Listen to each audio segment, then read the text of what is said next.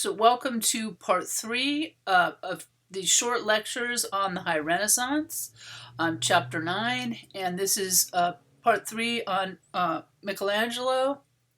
You can see the interior of the Sistine Chapel in Vatican City in Rome, and this was built in 1473, but the ceiling and the altar wall frescoes are by Michelangelo. He painted the ceiling between 1508 and 1512. So the ceiling up here, and then he painted the Last Supper, the altar wall, between 1536 and 1541. And so, probably his most well-known work. Michelangelo in the service of Pope Julius II. So we've spent some time talking about patrons, and we talked about Julius II, who was the Pope, and how much he wanted to be known as both a spiritual leader but also a political leader, and that he hired a series of these incredibly famous artists to paint works of art, which all had underlying messages emphasizing and consolidating the power of the Catholic Church. All of these artworks had meaning for the viewers and all functioned as works of propaganda. And this is not just only for the Catholic Church, the Protestant Church, the Counter-Reformation,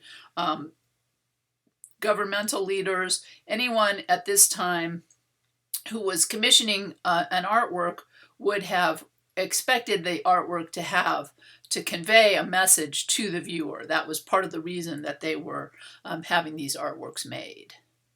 All right, so the first artist in history whose exceptional talent and brooding personality matched today's images of the temperamental artistic genius was Michelangelo Buonarroti, and he was born in 1475 and died in 1564. And so we sort of think of him as this quintessential brooding genius artist.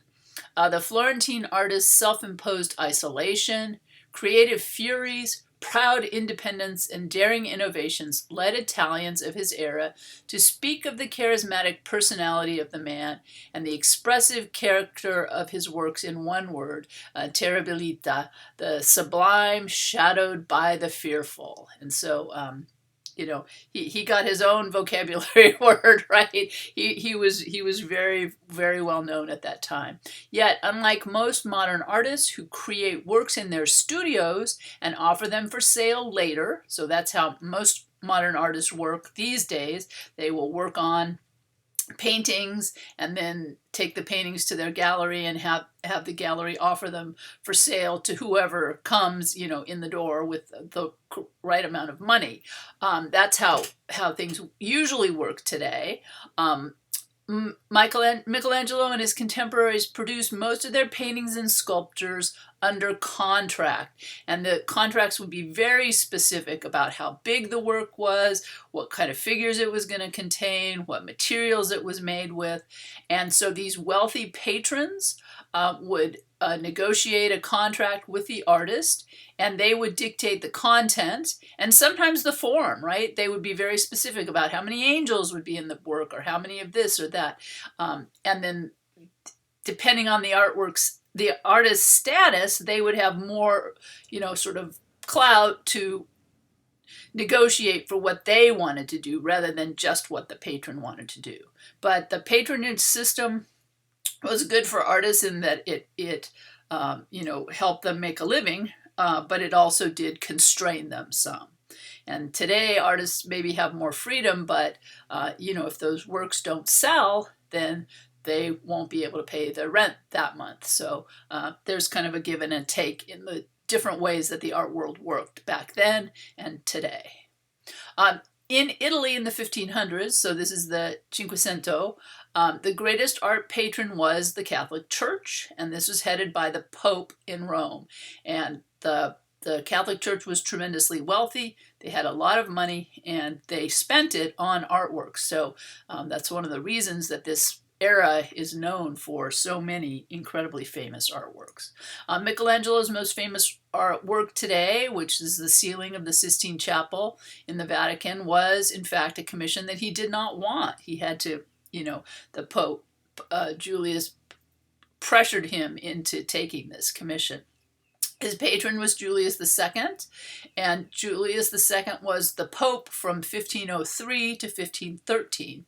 He was very ambitious. He wanted to extend his spiritual authority into the temporal realm. He wanted more power, as other medieval and Renaissance popes had done. Julius selected his name to associate himself with Julius Caesar, and found inspiration in ancient Rome, so he kind of pictured himself in that way. His enthusiasm for engaging in battle earned Julius the designation warrior pope, but his 10-year papacy was most notable for his patronage of the arts, and today we thank him for all these beautiful artworks. Julius fully appreciated the propagandistic value of visual imagery. In other words, he understood that this artwork conveyed a message, and upon his election, immediately commissioned artworks that would present an authoritative image of his rule and reinforce the primacy of the Catholic Church. So he had a goal, he knew what he wanted, and he went about getting it, and one of the ways he got it was by hiring these amazing, brilliant artists to make these artworks, which drew people to see them and then kind of reinforced Julius's message. When Julius asked Michelangelo to take on the challenge of providing frescoes for the ceiling of the Sistine Chapel, the artist insisted that painting was not his profession. In other words, he said, "I'm a sculptor, I'm not a painter," a protest that rings hollow after the fact, but his major works until then had been sculpture. The artist had no choice, right? When the Pope calls, you pretty much have to answer, and especially in those times, he wanted to go on and be an artist, so anyway, he had to accept the Pope's assignment. And the Sistine Chapel frescoes, as in his sculptures, Michelangelo relentlessly concentrated his expressive purpose on the human figure. So that was really what he was most interested in doing. To him, the body was beautiful not only in its natural form, but also in its spiritual and philosophical significance. The body was the manifestation of the character of the soul. In the creation of Adam, the fall of man, and the Last Judgment, these are all frescoes, Michelangelo represented the body in its most elemental aspect, in the nude or simply draped, but with almost no background and no ornamental embellishment. In other words, the power of these works is the power of the gesture, it's the placement of the human figure. He always painted with his sculptor's eye for how light and shadow reveal volume and surface. So he took his skills as a sculptor and applied them to his paintings. It is no coincidence that many of the figures in the Sistine Chapel seem to be painted statues. So they almost look like they're painted statues. All right, although Michelangelo is most famous today as a painter of the Sistine Chapel, he was also an architect, an engineer, a poet, and first and foremost, a sculptor. Michelangelo considered sculpture superior to painting because the sculptor shared in the divine power to make man. And you'll remember that this is at odds with Leonardo, who considered painting to be the prime art medium, and sculpture was just kind of a menial task. Drawing a conceptual parallel to Plato's ideas, Michelangelo believed that the image which the artist's hand produces must come from the idea in the artist's mind. The idea, then, is the reality that the artist's genius has to bring forth. But artists are not the creators of the ideas they conceive. Rather, they find their ideas in the natural world, reflecting the absolute idea, which, for the artist, is beauty. So the beauty of the natural world was really what drove Michelangelo. One of Michelangelo's best-known observations about sculpture is that the artist must proceed by finding the idea or the image locked in the stone.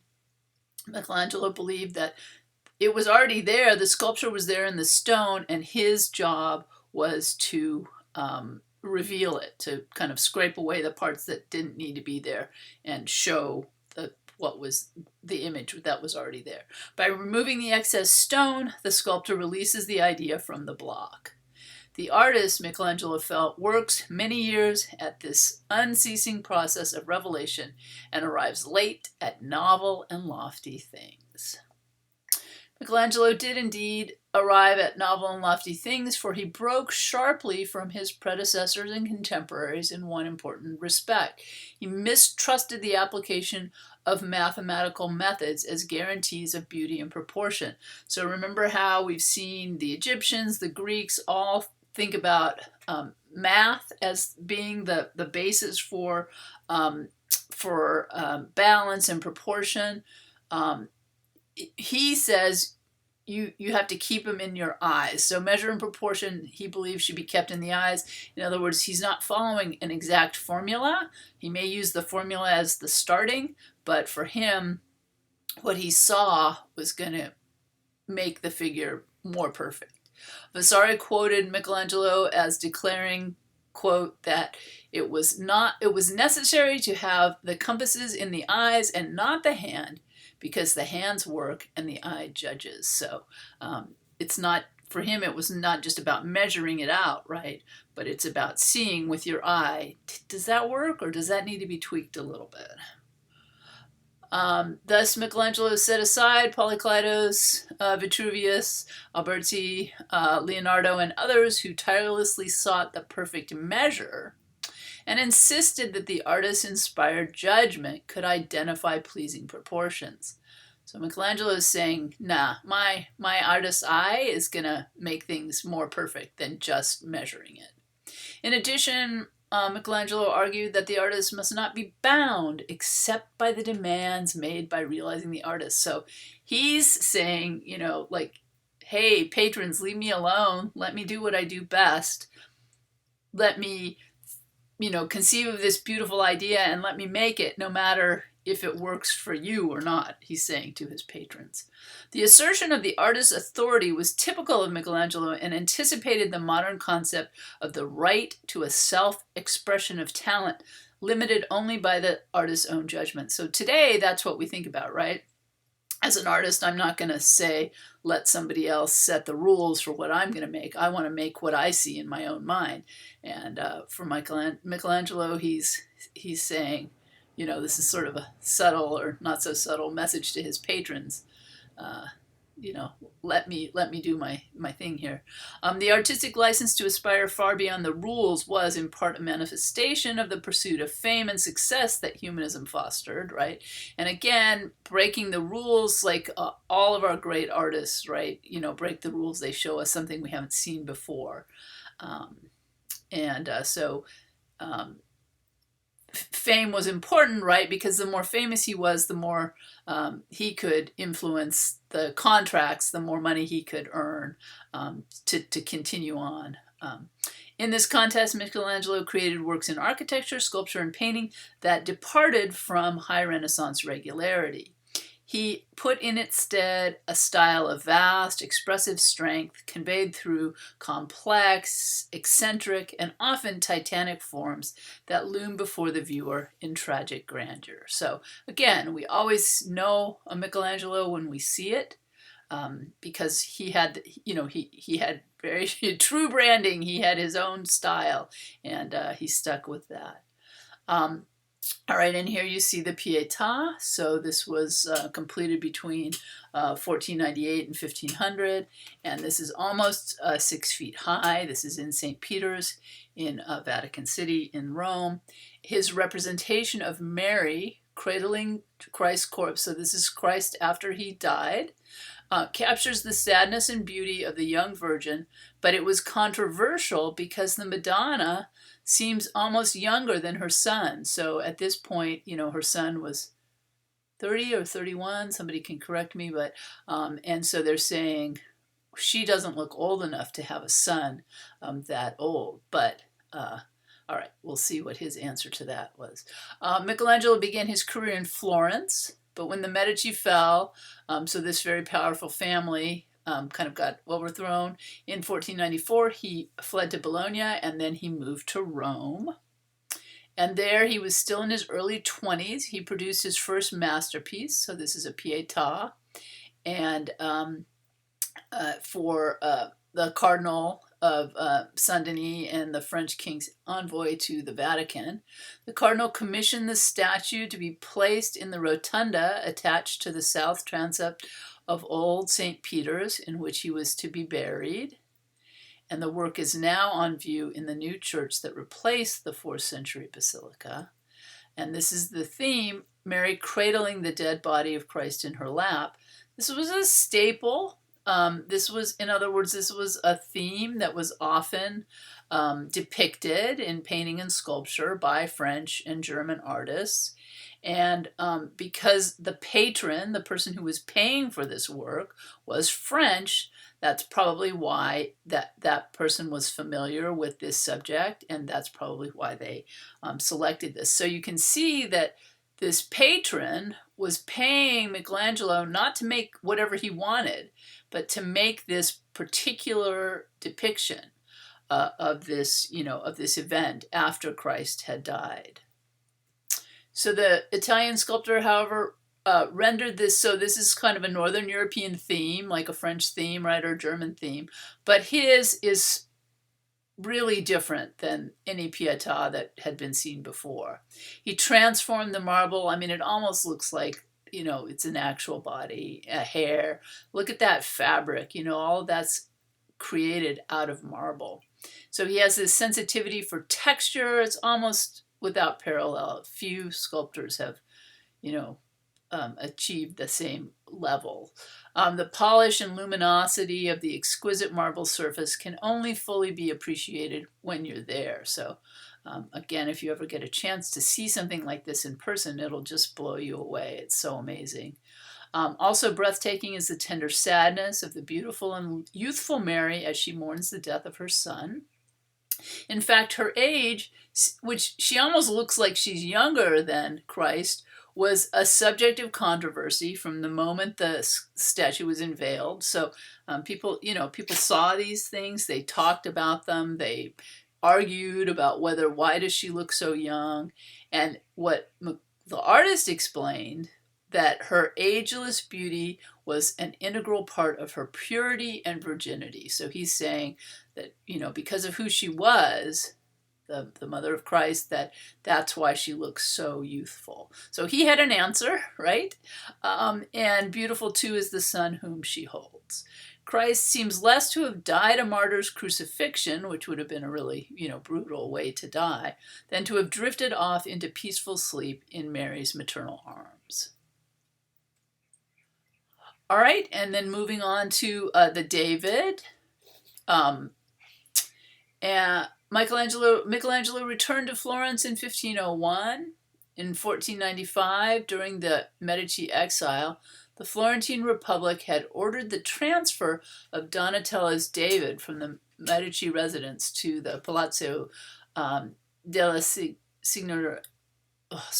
Palazzo della Signorina, the seat of the Florentine government. So Donatello was another sculptor, and he had made a statue of David. And so they ordered, the statue of David had a particular significance for the Florentine government.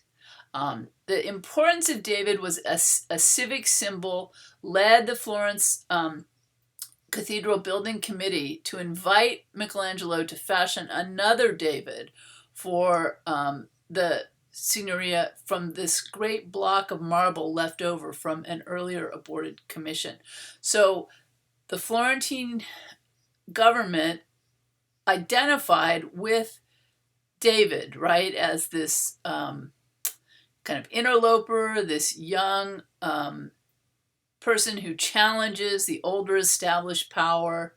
And they had this great big block of marble which was left over from something they commissioned but which never got built. And so they said, hey, let's get Michelangelo to build another one of these. They already had Donatello's David, but they wanted another David. And This colossal statue, which is 17 feet high, they called it the Giant, and he created it, and then they put it on that block of stone that they already had, and it really made him as an artist, right? It assured his reputation as an extraordinary talent. So even when he's so young, he becomes so well known for this statue. Vasari called the work, without any doubt, the figure has put in the shade every other statue, ancient or modern, Greek or Roman. In other words, he says, this is better than anything that's going to come or anything that's ever been made, right? So people really, really loved it. Despite the traditional association of David with heroic triumph. So, David is this young boy, a shepherd, and he comes to challenge this Goliath, this giant who's intimidated and scared everybody.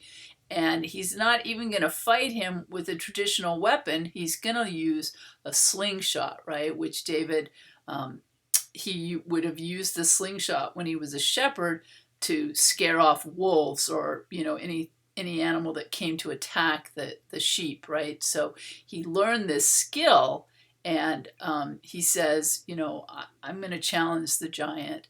And so you can see that Florence had similar kind of beliefs about themselves as a city. We're small. We may be smaller, but we're scrappier, and we can fight off the giants, right? And so that's why they really they love this this idea of the story of David. And here, what they're saying is that you could make a statue of David after he's already won, right? After he cut the head off, killed Goliath, cut his head off, right? But here, this is this moment where he hasn't yet proved himself, right? And so he has all this anxiety and energy because he's going into battle. And so Michelangelo chose this moment, very carefully, rather than, Donatello, who chose the moment after. So David exhibits the characteristic representation of energy in reserve. So Michelangelo's figures seem to have this tension. It's like right before they spring into action. So they're so focused and they're ready to go. Here he is. He's so focused. Look at how he stares at the giants, and he's getting ready, and he's thinking about how much wind is there and how should I throw this, my slingshot so that I'm going to kill this giant in front of everybody. Everybody's watching him, and everybody thinks that he's going to fail. And here he is waiting. The anatomy of David's body plays an important part in this prelude to action. His rugged torso, sturdy limbs, and large hands and feet alert viewers to the triumph to come. And look at that, position of contrapposto, right? And the way his head is turned, and the beauty and proportion of his body. And you can see, even though it's carved out of marble, he's got his veins and his sinews. And so again, there's this psychological energy of his pose. And he doubtless had the classical nude in mind, obviously. And like many of his colleagues, he greatly admired Greco-Roman statues, in particular the skillful and precise rendering of heroic physique. And he doesn't strictly imitate them, but he captures some of that psychological insight and the emotionalism of Hellenistic statues like we saw. His David differs from Donatello, and in much the same way that Hellenistic statues departed from their classical predecessors. Remember how the Hellenistic statues were much more emotional, much more in motion, and the same thing for Michelangelo. His statue is much more in motion than Donatello's. And he abandoned the self-contained composition of the quadricentro statue. So the century before, right? The Donatello is the century before his, and he abruptly turned the hero's head toward his gigantic adversary. So you can see he stares out at Goliath. and he's compositionally and emotionally connected to an unseen presence beyond the statue. So, in other words, he's reacting to something that he sees. And this is also a feature of Hellenistic statue. So as early as 1501, then, Michelangelo invests his efforts in presenting towering, pent-up emotion rather than calm, ideal beauty. And so that's what drives a lot of his work, right? It's something about to happen rather than something that's already happened. All right, and you guys can play this. If you click on the links on the PDF, this will allow you, you can move around in the space of the Sistine Chapel, and you can zoom in and see the different frescoes that you want to look at. In 1508, the same year that Julius II asked Raphael to decorate the papal apartments, so remember, with the philosophy, the School of Athens fresco, the Pope convinced a reluctant Michelangelo to paint the ceiling of the Sistine Chapel. So you can really see Julius II is not wasting any time. He's hiring a bunch of artists to do these amazing and important projects, you know, all in the same time period. So they would have been working all around Rome on different buildings and different projects. He faced enormous difficulties in completing the assignment. So almost 5,800 square feet. So if you think about how big a house is, that's almost 6,000 square feet. Its height above the pavement, 70 feet up. So he had to paint something that people 70 feet away could look at and see in the correct perspective. So you can just get a sense of what an amazing visual artist he is. And he didn't know how to paint fresco, right? Well, he certainly did by the end of it, but he started out without that knowledge. But in fewer than 4 years, he produced this extraordinary series of frescoes, and he was smart too. He incorporated Julius's agenda. He also had to stay true to the church, right? He couldn't change details of the Bible, right? Everybody who saw these would have known these Bible stories. And he had to satisfy his own interests as a painter. So he was able to combine all those things together. And he depicts the most solemn themes. So this is the creation of humanity, and the fall, and the redemption of humankind. There are more than 300 figures in this really, you know, sort of grand drama of the human race, according to the Christian tradition. And there's 9 panels describing the creation, so going from Genesis, and they run down the crown of the vault, all the way down to the drunkenness of Noah. And then as viewers enter the chapel, they look up and they walk toward the altar, and they kind of view in reverse order the history of the fall of humankind. And there are Hebrew prophets and ancient sibyls who foretold the coming of Christ. They're seated in these large thrones on the different sides of the central row, and they're more down here where the vault curves down. There they are, 1, 2, 3, 4. And so I'm sorry. I guess they're there. And then in the 4 corner pendentives, Michelangelo placed the 4 Old Testament scenes with David, Judith, Haman, and Moses, and the brazen serpent. And there's tons of, there's 300 figures, so lots of lesser figures appear. So the ancestors of Christ fill the triangular compartments above the windows, and there's putti, little angels, and so the whole surface is painted with this fresco technique. And the overall conceptualization of the ceiling's design and narrative structure not only presents a sweeping chronology of Christianity, but it's also in keeping with Renaissance ideas about Christian history. So remember, with their focus on humanism, they viewed Christianity in a very particular way, and so that's also what he's presenting.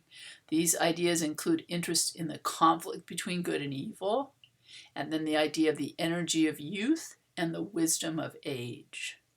And the conception of the entire ceiling was astounding in itself, and the articulation of it with its thousands of details was a superhuman achievement. So you can see that somebody like Michelangelo, who, got this commission, he didn't have to think about anything else. He didn't have to think about paying rent or cooking dinner, right? He just focused his entire efforts on this ceiling, and over these 4 years, painted this amazing thing. And so again, it took him almost 4 years. His patron's name was Pope Julius II.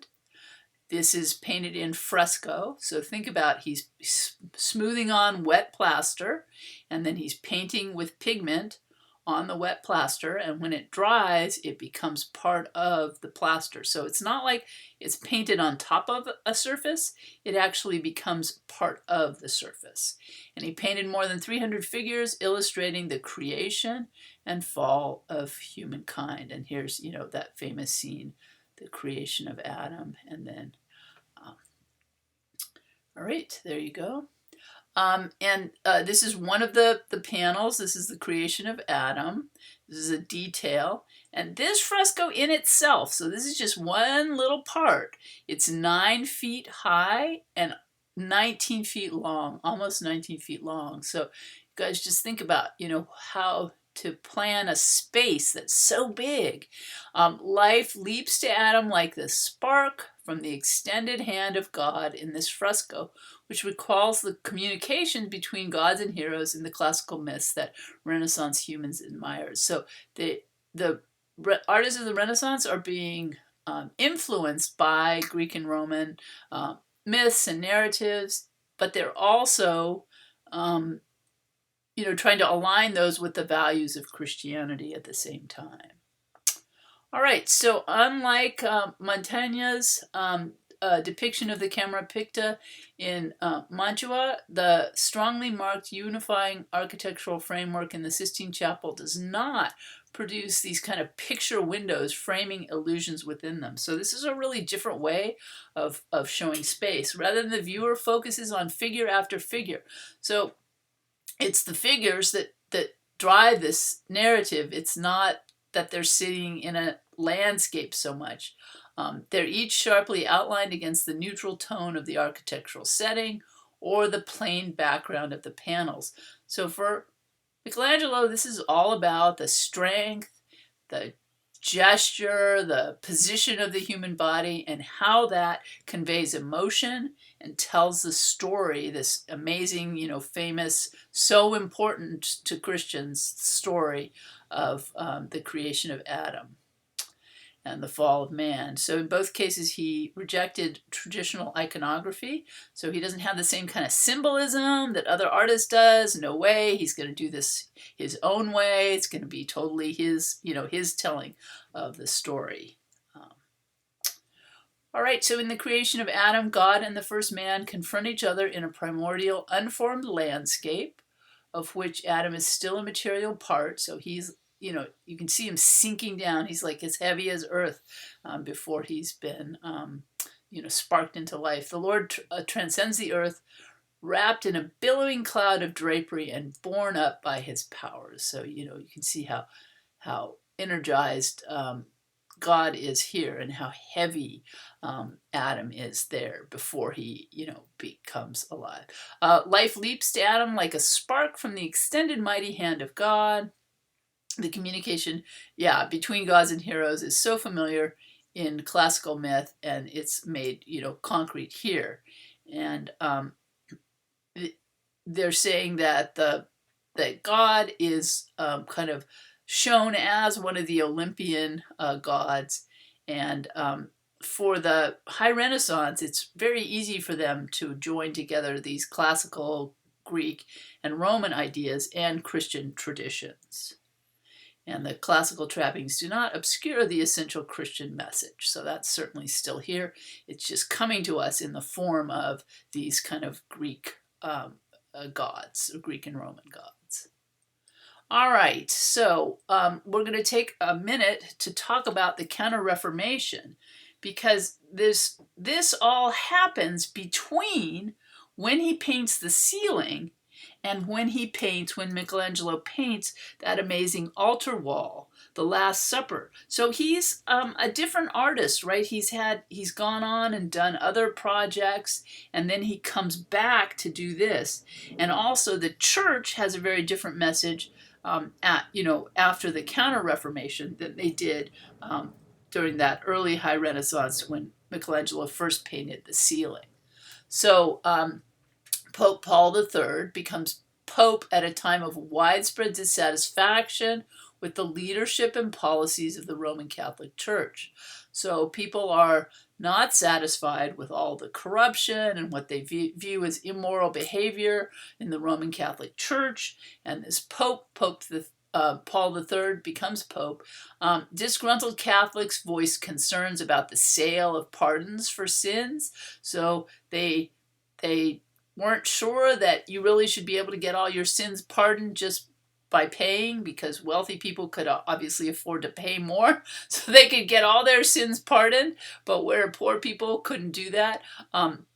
They were upset about favoritism in church appointments and high church officials pursuing personal wealth. So the high officials became tremendously personally wealthy, which was, again, maybe not an early Christian value.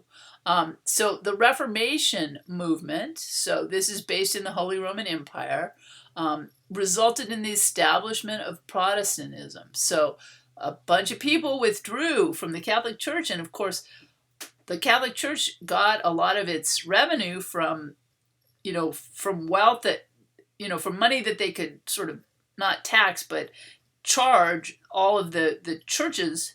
And so as people left the Catholic Church, that's going to cause a problem for the Catholic Church in terms of power and money, less power, less money. And so the Counter-Reformation starts. The Catholic Church, in response, mounted a full-fledged campaign called the Counter-Reformation to counteract the defection of its members to Protestantism. They're saying, don't leave, stay, we'll change.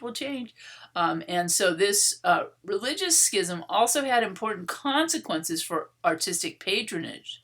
And so, all of a sudden, a depiction of nudity, all kinds of things, becomes, very talked about. And many papal art commissions should be viewed as an integral part of the Counter-Reformation effort. So as the Counter-Reformation starts, these art commissions now become more about, let's show that we're changing. Let's show the new values of the Catholic Church in the artwork. Church officials long had been aware of the power of visual imagery to construct and reinforce ideological claims. It's the whole idea of propaganda. And as the 16th century popes exploited this capability, so they started to be less concerned with kind of the ideas of humanism and more concerned with getting people back into the church. The Council of Trent, so both Catholics and Protestants took seriously the role of devotional imagery in religious life. In other words, religious imagery could tell people who couldn't read the story of the Bible. It could enforce different moral positions that the church took. But the Catholics and Protestants had very different views about this. Catholics deemed art valuable for cultivating piety, and Protestants believed that religious imagery encouraged idolatry. So in most Protestant churches, you don't see religious imagery, right? Because that could be more like idol worship, right? They're saying it detracts the faithful from the goal of developing a personal relationship with God. And remember, for the Catholics, God is always accessed through your priest or through a pope, and the Protestants are saying, no, we're going to try to access God personally. We're kind of eliminating all the hierarchy of the priests and the bishops and the popes. So this is it's a really big deal in it really, if you attend a church, these are going to be things that are important still. As part of the Counter-Reformation effort, so remember Pope Paul the Third becomes the Pope when all this is going on, and he's trying to navigate this. He convened what's called the Council of Trent in 1454, and he's saying, okay, let's look at all these controversial church doctrines, what's going to stay and what's going to go. And the Council of Trent issued a lot of written edicts, right, that kind of said, these are the new rules. This is how it's going to be moving forward. And so at its conclusion in 1563, the council issued the following edict regarding the church's role as a patron of paintings and sculptures. And I'm going to let you, I'll let you read this on your own, but they suddenly were very interested in the way all kinds of images of Christ, of the Virgin Mother, of saints, like how are these images going to be made? How are these people going to be depicted?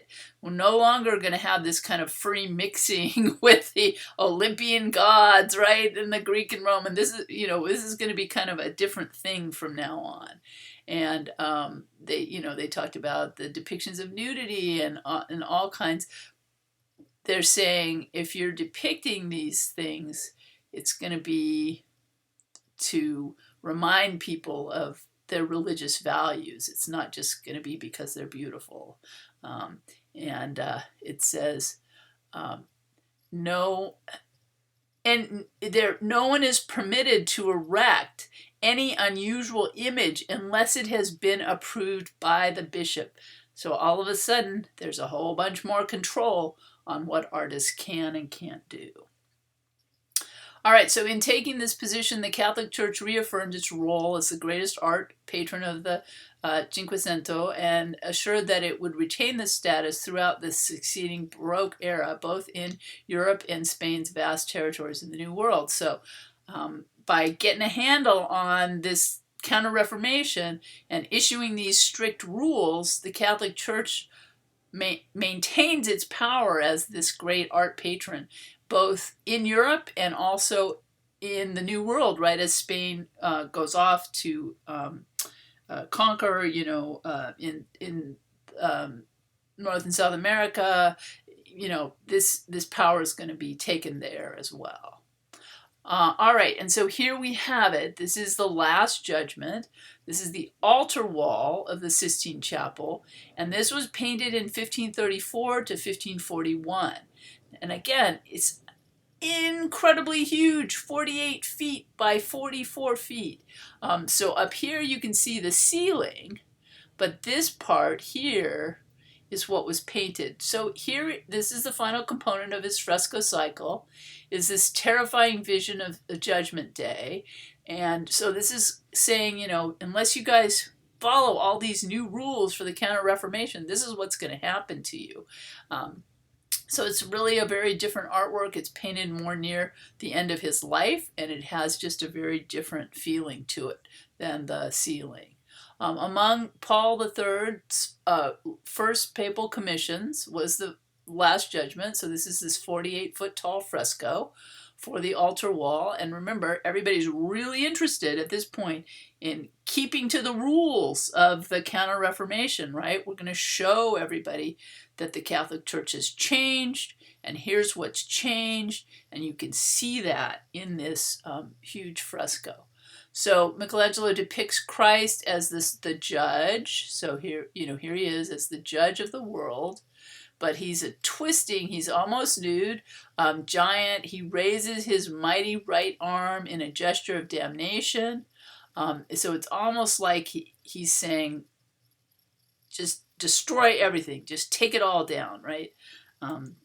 And again, of course, the choirs of heaven surrounding the youthful judge pulse with anxiety and awe. So here, everybody's kind of waiting. What's he going to do? What's Christ going to do as the judge of, this final judge? Crowded into the spaces below are trumpeting angels. and the ascending figures. So here, oh, sorry, you guys. Here are the angels up here. I got that wrong. Here are the angels up here, and then here are the figures rising to go to heaven, and then, of course, the other figures who are going to the other place, right? The damned. The Virgin is already in heaven on Christ's right side, on the side of the blessed.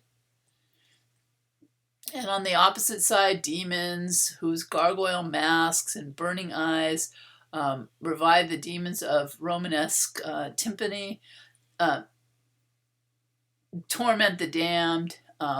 Michelangelo's terrifying vision of the fate awaiting sinners goes far beyond any previous rendition. So it's really saying, if you guys are not good in this life, not only are you going to hell, but hell is going to be a really bad place. And these are martyrs who suffered agonizing deaths crouched below the judge. And one of them, St. Bartholomew, who was skinned alive, he's holding his own skin, and it's actually a self-portrait of Michelangelo. You can see there. So these are really, you know, hardcore visions of the bad things that are going to happen. And again, he's using the figures. They're huge, violently twisted with small heads and contorted figures. And yet, while this frightening fresco impresses on viewers Christ's wrath on Judgment Day, it also holds out some hope, right? There's a group of saved souls who crowd around Christ, and on the far side, there's a figure with a cross, and, you know, we see different saints there. And so again, you know, you can see the contrast between the ceiling, which was painted when he was much younger, and then the Last Judgment, which was painted when he was older, and which is also all about the new values of the Counter-Reformation. All right, and so again, we can see the examples are the frescoes in the Pope's chapel, the Last Testament scenes on the ceiling, there are redemption narratives, there's nude youths, ancestors, prophets, putti, little angels, sibyls. It's very much integrated into this architectural framework. And so we can see Michelangelo's talents as an architect, and mostly of all, he's using this incredibly expressive human body. So no longer are we, you know, like Leonardo was making those mysterious landscapes. Not so important for Michelangelo. He's all about the form of the body. All right, you guys, thanks so much.